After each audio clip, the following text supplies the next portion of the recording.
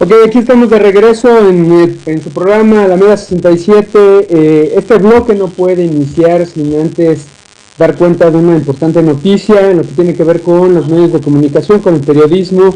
El día de hoy muere Jacobo Zabludovsky. eh, por eso estamos poniendo para recordar a este personaje, pusimos esta excelente rola de Molotov, Que no te haga bobo Jacobo.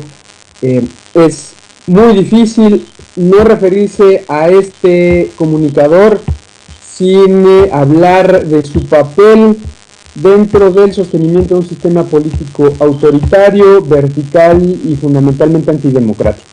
Jacobo Zabludovsky durante generaciones y generaciones deformó, malinformó y distorsionó. Habrá que decirlo que mientras estuvo ligado a la estructura del poder, no tuvo ningún empacho en ser un vocero oficial, no tuvo ningún problema incluso en ocultar hechos tan lamentables como el 2 de octubre. Muchos recordamos aquella célebre frase con la que inició su noticiario ese día, en la que expresó que había sido un día soleado.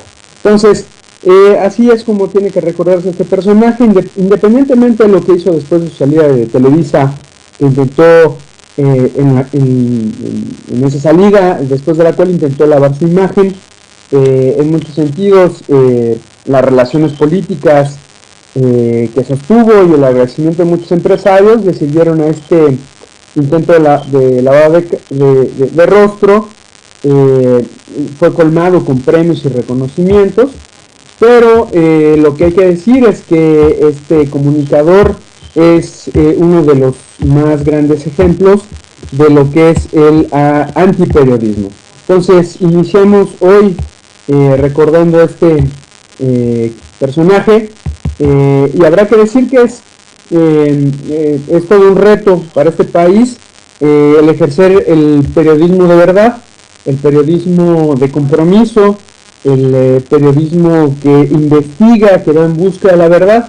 Ese periodismo no es consentido en las altas esferas del poder, sino es sometido al castigo, a la amenaza, incluso muchas veces es castigado con la muerte.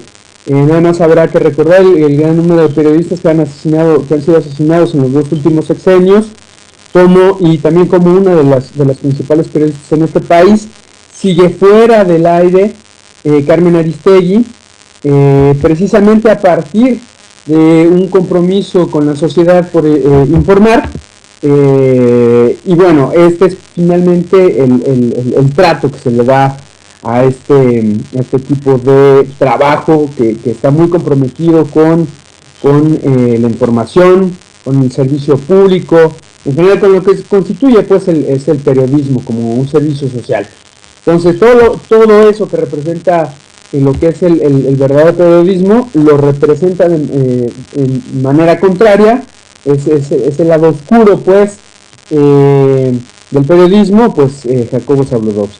Entonces seguiremos muy seguramente seguiremos analizando aquí en Alameda 67 pues este fallecimiento, ¿no? Bueno, muy bien. Entonces, lo que tiene que ver con nuestra con el tema, los temas que vamos a abordar el día de hoy, pues nos encontramos con que esta semana se acaba de anunciar, después de 54 años de ruptura de relaciones entre Estados Unidos, acaba de anunciarse que se van a volver a abrir las embajadas. Entonces, este es un hecho histórico que no había tenido precedentes. Ya le hemos dado un seguimiento aquí en el programa, hemos hablado de todo este proceso de acercamiento que en muchísimo tiene que ver con un reposicionamiento de Estados Unidos en el área, y también con una apertura también de Cuba. Habrá que decir que esta apertura ha sido, digamos, no es reciente. Esta apertura tiene que ver con las necesidades del país para poder sobrevivir y para poder superar el bloqueo económico brutal que padece la isla.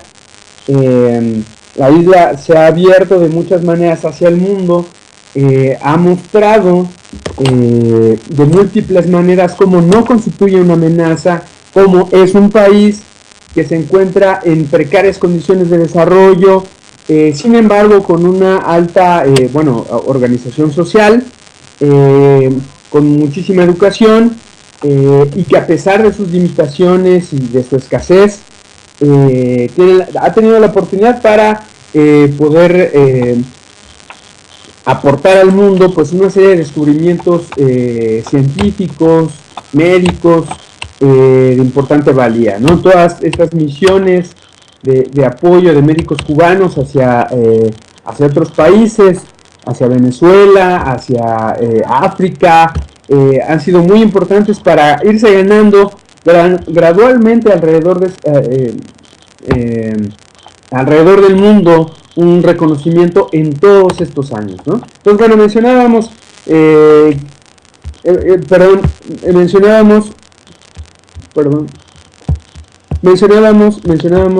que la isla ha estado mostrando apertura hacia el mundo, y que, bueno, en Estados Unidos es muy importante avanzar hacia el sur, de alguna manera contener todos los avances de los gobiernos de izquierda, avanzar en nuevos acercamientos hacia el área. Hay una doble política de trato hacia los países. Por un lado hay apertura hacia Cuba, y bueno, hay un estrechamiento de la estrategia en países como Ecuador, como Venezuela, como incluso Bolivia. Entonces, en esta estrategia, la apertura de embajadas significa avanzar en un nuevo paso en esta reinserción de Cuba en el escenario mundial. ¿Qué podemos esperar próximamente? Me parece que lo que se viene en adelante es, después de esta primera oleada de acercamientos diplomáticos, vendrá otra oleada que tiene que ver más con aspectos económicos. No solamente con Estados Unidos, me parece, sino con otros países del área. Creo que Estados Unidos ahí gradualmente irá quitando el bloqueo.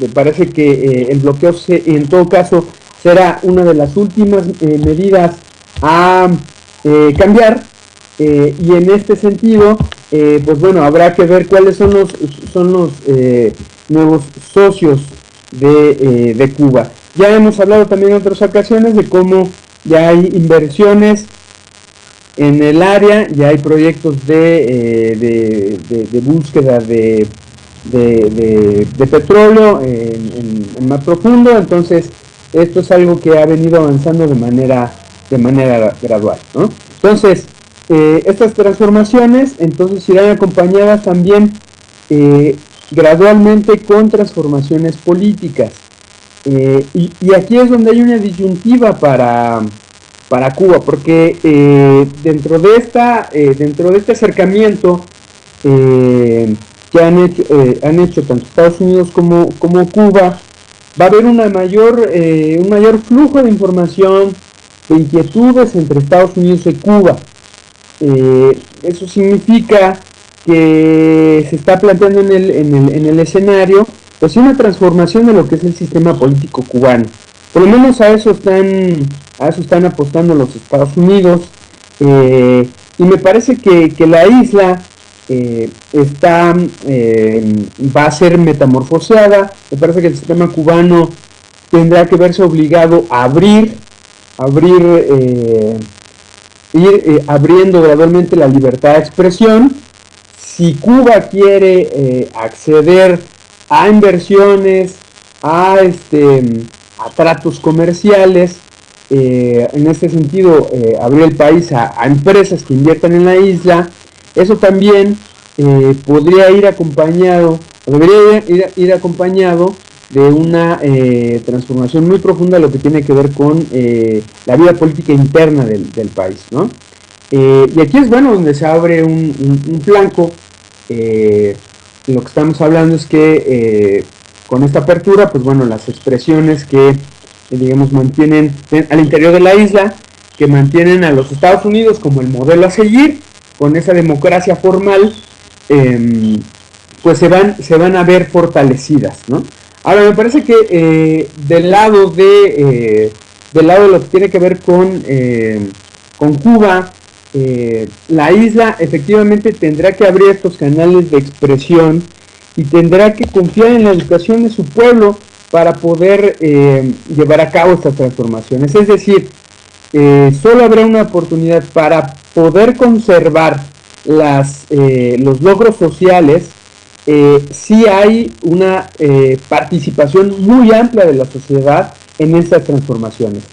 Si las transformaciones son operadas de manera vertical por la burocracia, entonces me parece que este peligro de que haya un reflujo, una pérdida de estas victorias y una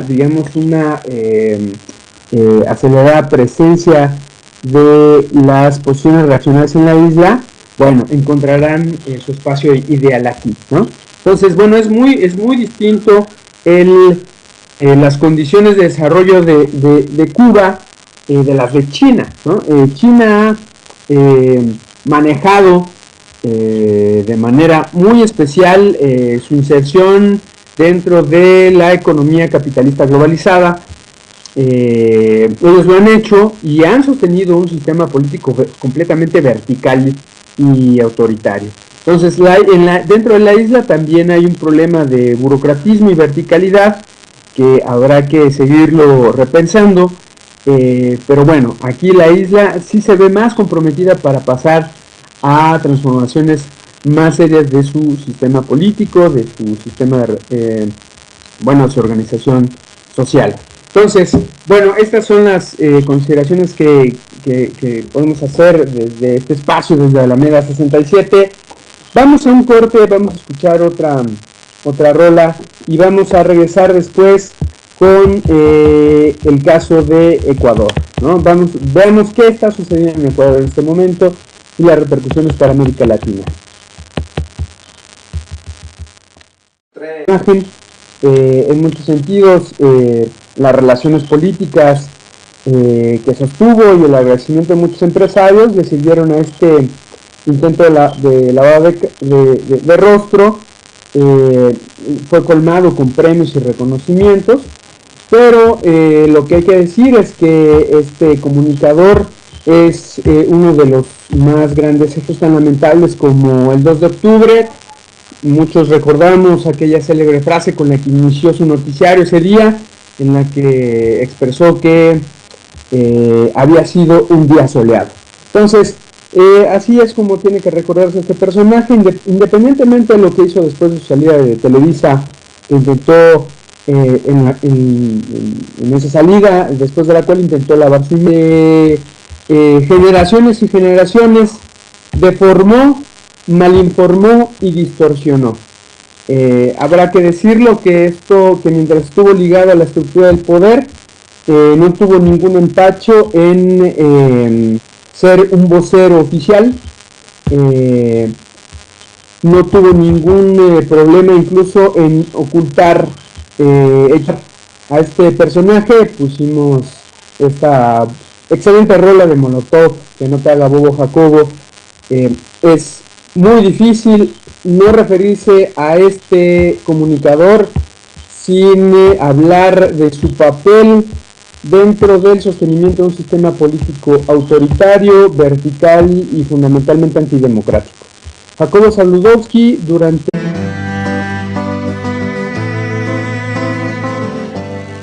Ok, aquí estamos de regreso en su programa Alameda 67. Este bloque no puede iniciar sin antes dar cuenta de una importante noticia en lo que tiene que ver con los medios de comunicación, con el periodismo.